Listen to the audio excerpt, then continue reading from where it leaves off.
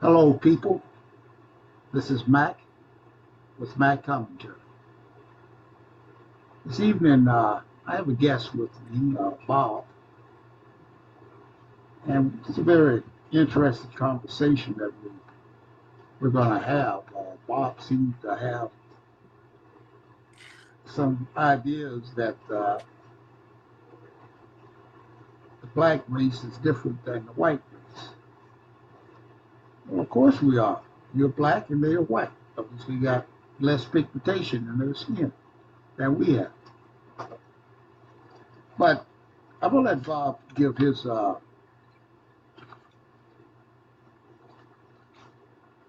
idea on that subject. Bob, Well, what do thank you you, Mac. mean? Can you hear me? Yeah, I do. What do you mean by that we are different than that the blacks are different than the white race? Well, Mac, first of all, thank you for the introduction. Uh, I'm sober, Bob, and today I'm a sober black man who's lived in America 82 years, and I've much of my life has been lived uh, with people of color, primarily black people, so-called African Americans. But a portion of my life has also been lived with so-called white people, the white race. So I've lived with both races, the black race and the white race. And I notice, as I sit and recollect now, in my eighth decade of life, that white people are different. They think differently than black people or people of color, and people of color think differently than the Caucasian race. Uh, and I think what happened was back in the 50s and the 60s, where there was this talk of integration, uh, for some reason, the so called leadership back then thought that, oh, we're going to have because you heard the term melting pot, which gave me the impression then as a young man, you'd have this big pot of stew of all different races of people, and we would all come out thinking alike for the betterment of America. But that's not what has happened because of the fact that white people or Caucasians think differently than people of color. And as a result, there's going to be this ongoing confusion among the races, the white race and the race of color, primarily blacks, uh, for the rest of our lives, in my opinion. Uh, and my basic thesis is that we need to stop trying to be like each other and just be ourselves. Uh, uh, Integration of on a social level does not mean integration physiologically or psychologically. That's what I mean, Mac. Oh, okay. How do you? Well, I mean, I know you talk about two distinct races of people here, but what about the other so-called race that we have that they have designated as a race, the Mongolian race?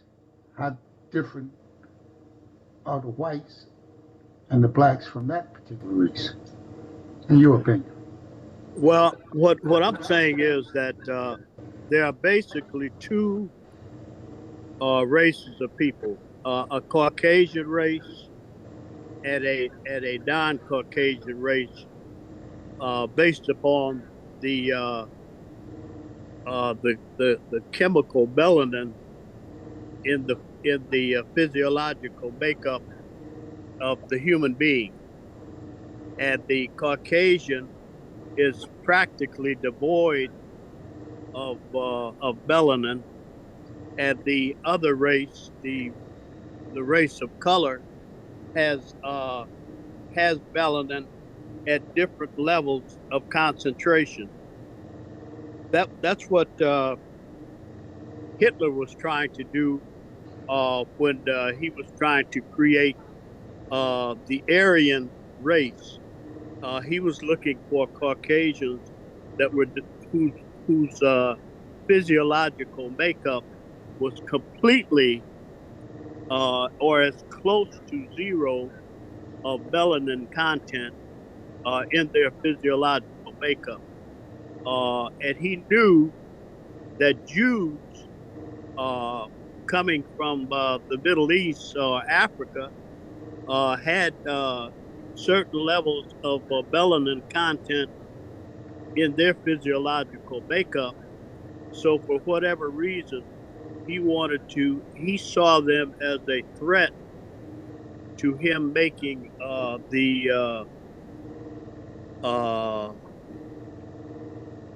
getting this Aryan race as he perceived it at the time, and as a result, he tried to kill all of the Jews that were a part of Germany, so that there would be no people in his environment that had melanin in their systems.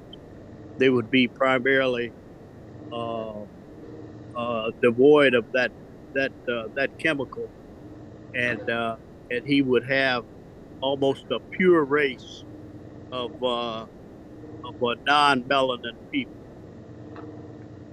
Well, the Jews of his that was in Germany, those was Ashkenazi Jews. They didn't have much of any melanin in their system because That's right. they were Europeans. Well, that's correct. But the Europeans or the Aryans that he was trying to create, he thought had no melanin in their system. They were blonde hair, blue eyes, and pale skin. The Ashkenazi Jew that you're talking about, European Jew, had remnants of melanin in his system, uh, in his physiological makeup, and Hitler wanted to exterminate even that, or that's not the right word, exterminate. He wanted to cleanse even that whatever percentage of melanin was in that Ashkenazi Jew.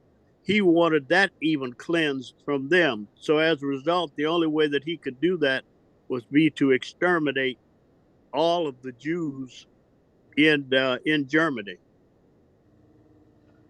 Wow. Well, he had to. Well, if he gonna. Well, he just wanted to. Well, what you're saying then that he just wanted to create this race within Germany, not in any other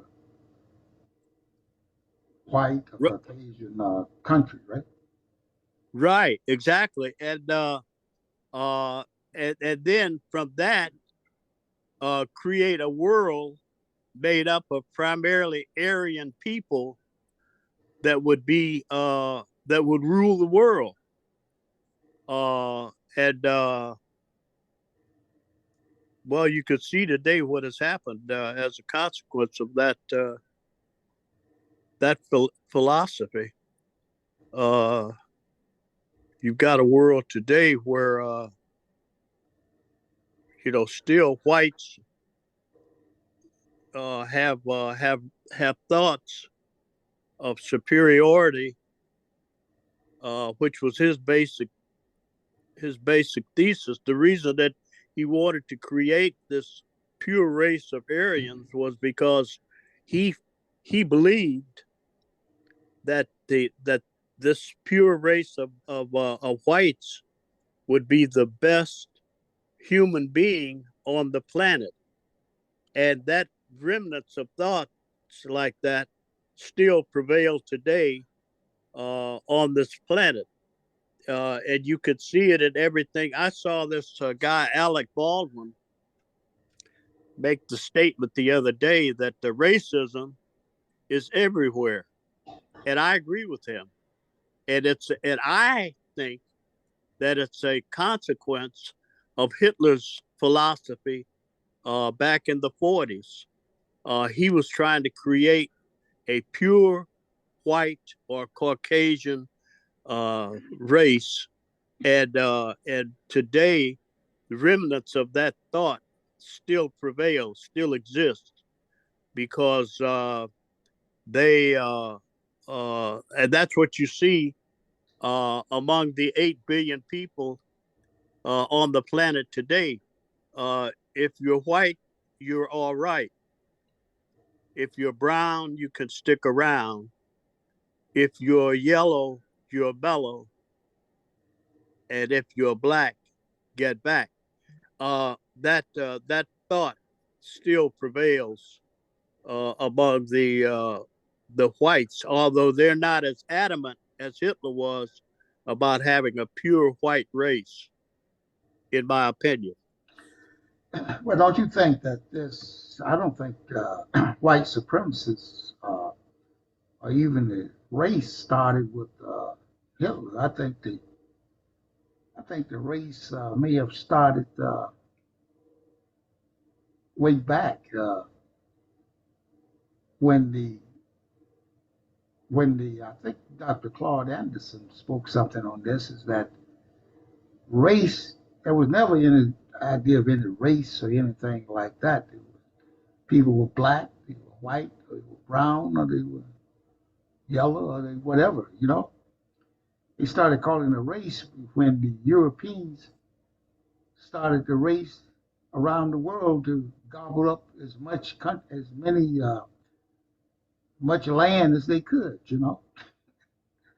What the word race came into. At least that's the way he explains it. But I, I for sure white supremacists must have started back there at some particular time because as the Europeans started going to different continents and conquering them, or whatever, however you want to put it, that's when people became, that's when white supremacy came out because they thought they were God's gift for a man. It was the white man's burden that they was responsible for everybody else. But everybody else was doing quite well until they came along. Well, uh, I don't know. I don't know about that, but I do remember uh, reading in world history years ago the fact that in the beginning you had as you pointed out earlier, the Mongoloid, the Caucasoid, uh, the Negroid, and the Neanderthal uh, people, and all of us uh, alive today were descendants of those people. But it's as I say, that's been years ago that I read that. I don't. I'll have to go and do some further research on that fact. But I think that that's where this whole uh, physiological makeup of human beings began, and as a result, uh, over the years, evolutionary changes in human beings has brought us to what we have today. And perhaps, as Dr. Anderson was saying, uh, they in man's acquisition attempt at acquiring wealth, material wealth, they began to associate race with those desires for material acquisition.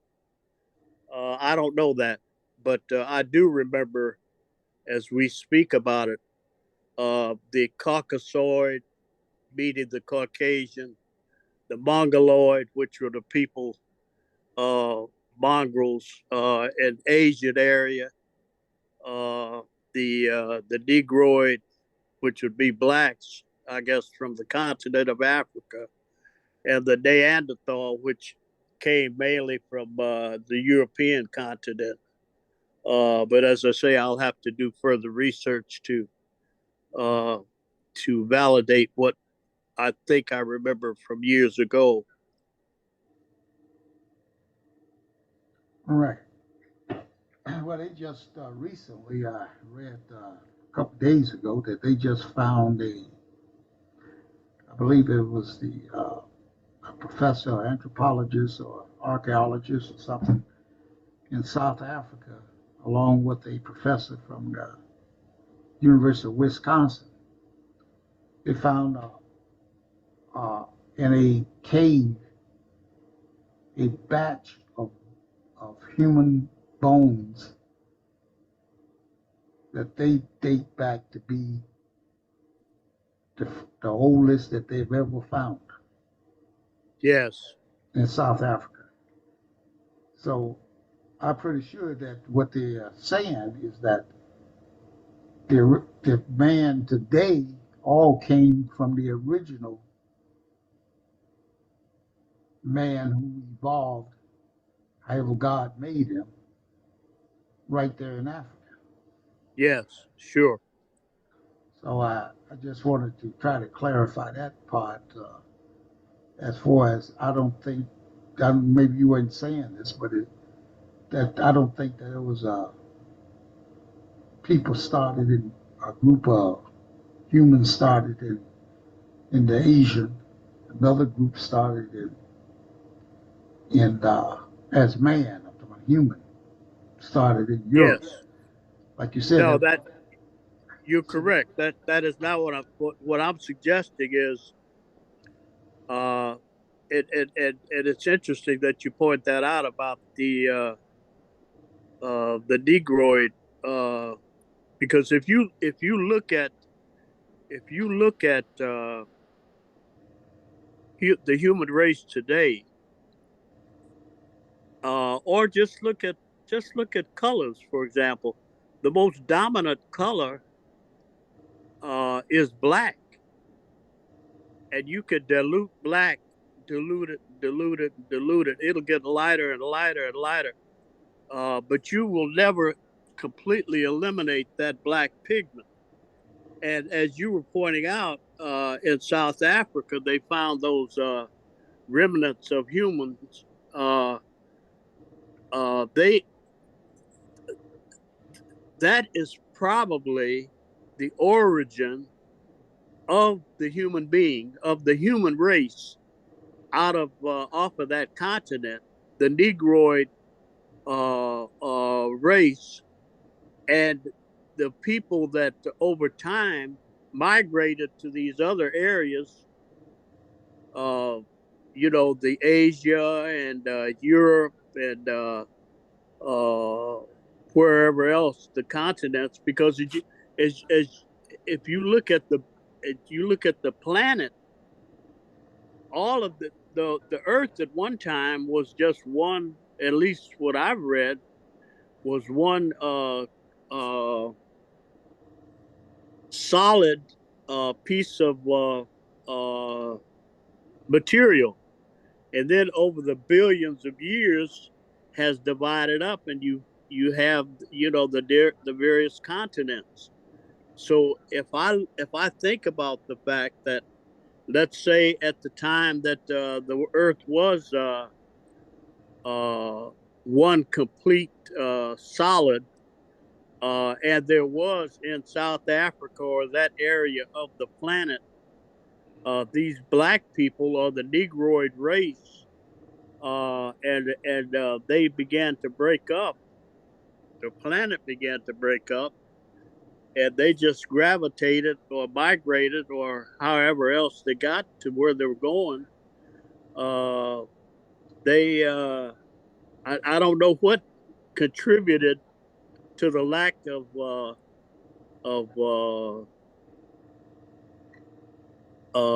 of color in their skin over time. Uh, Well, But there's a lot of theories on the further north that you go, and I don't know how true that is either, because I can see that people that lived in the caves because of the weather, climate situation, they had lighter eyes, and, yes, and bigger eyes, so they could see, and and that's so then you get on and talk about the physical characteristics, long thin noses, so they could breathe the cold air, uh, and hairy bodies, so to protect them from the cold, just as yes, sure. other mammals that lives in harsh climates like that must have. But then you have the Asians that live in the Eskimo, like the Eskimos and the other Asiatic people that live up in the Siberia area, Antarctic, and the Arctic. They uh, they have very narrow set eyes. You know what I mean? Yes, sure. Maybe that's because they had to adapt to all that snow, and when sunlight shines on that snow, it's blinding. Yes, sure. So I mean, But just every every race, yeah, like Negro, they have to they have skin which has what the blackness reflects like, absorbs like, right? Or does it reflect? Which one is it? yeah. The dark Well, color, dark uh, dark color. Let me see, like if you got a dark skin, you kind of absorb that light somehow or another. Maybe I have it wrong. I have to check on that. right. But going back to the original point that we were discussing, the difference between blacks Right. and the black race and the race of color, or primarily African Americans in America, and the Caucasian race or the white race in America. Uh, I would think, I would think that if this country was as if they were so interested in integration and in integrating the races and making this a melting pot, you or I or the country would have had uh, the scientists, the theorists, researching this problem, or because it is a problem today, Yeah. researching this from the time that I first became aware of this back in the 50s. And then fast forwarded to today, and perhaps we would have uh, some some rational answer as to why racism is so prevalent in America. But I don't think that that's the intent. Integration uh, was never. It was again just a palliative for keeping people in their place uh, uh, economically. Because if everybody in this country, both uh, Caucasians and non-Caucasians, were economically uh, more equal, uh, people would act differently. But if I'm standing next to you and you buy your McDonald's with $100 bill, and I got to, fumble through my pocket to come up with the $5 that it costs to get a burger and fries, uh, I'm going to look at you differently. I'm going to look at you with an inferior attitude. And I think that that's one of the basic reasons that General Sherman's Field Order 15 was not carried out, because Andrew Johnson, who was a straight out racist, he realized that if I implement this field order 15 and give these freed slaves 40 acres and a mule, at some point, 300 years from now, their sons may be building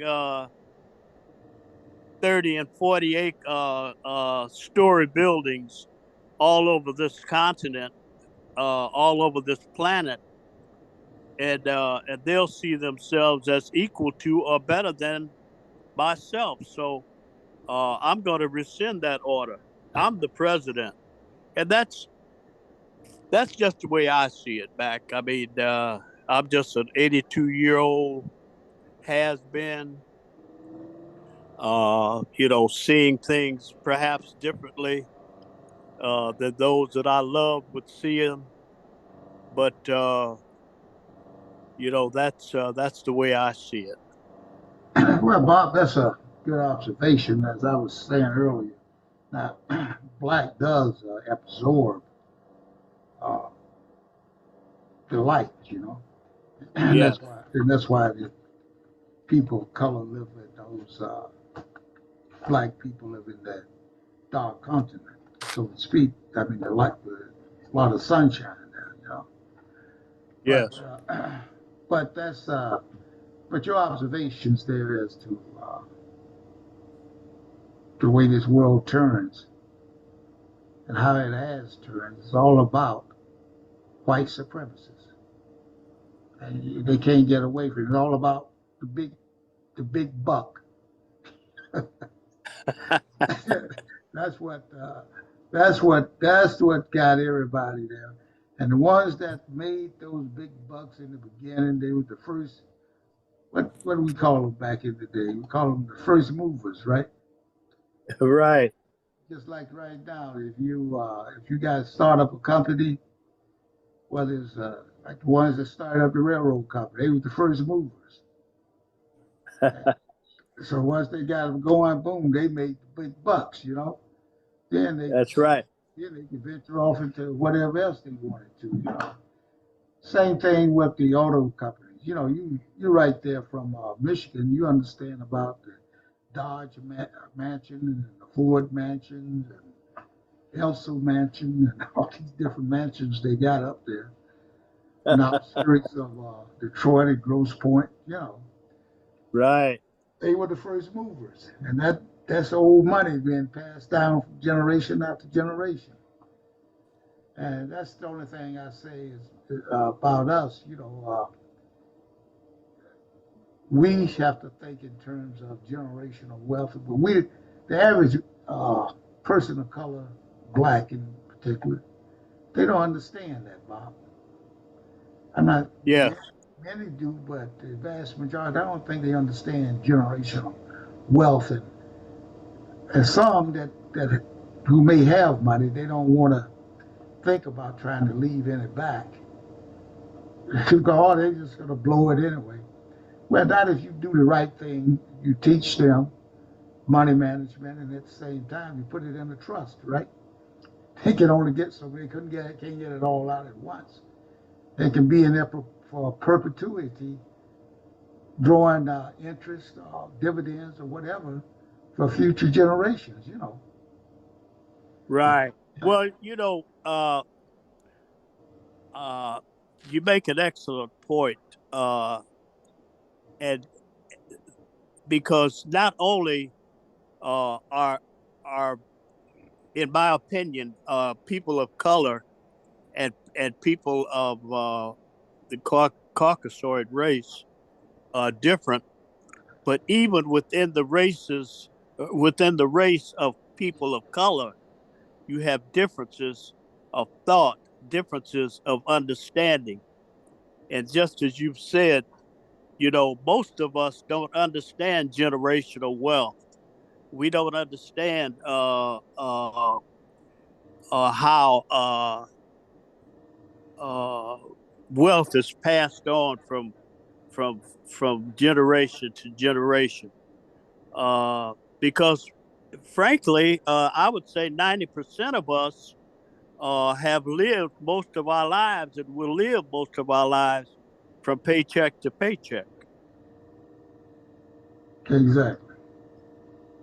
We will. And then we retire and we get, if we got a pension, we get that. If not, we get the Social Security. And we hope that'll last to the end of our lifetime, you know? That's right. That's right.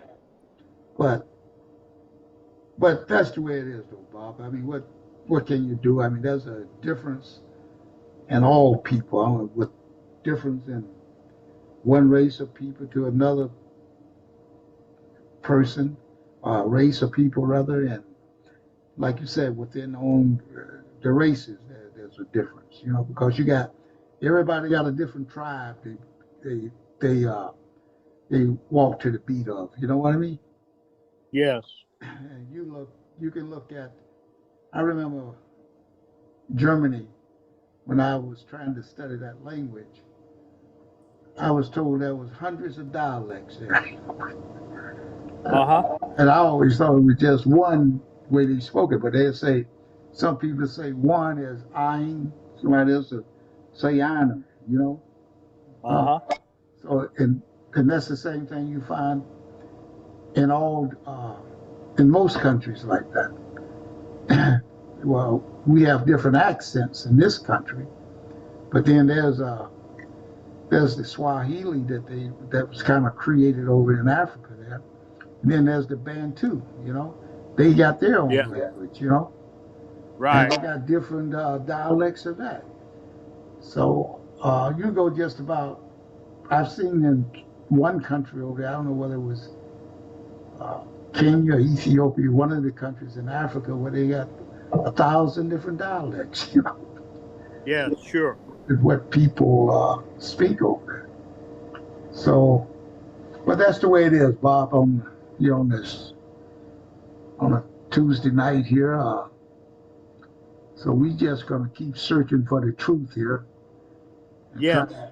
And I just want to remind the people that don't forget to like and subscribe to this channel. We'll continue to bring some of these hot topics up in the near future along this line, as well as other comments on daily events, politics, and just world news in itself. Yes. All right. Well, back. I would like to thank you for inviting me on your back commentary. I think you're doing a yeoman's job trying to educate the black man to his unfortunate economic circumstance.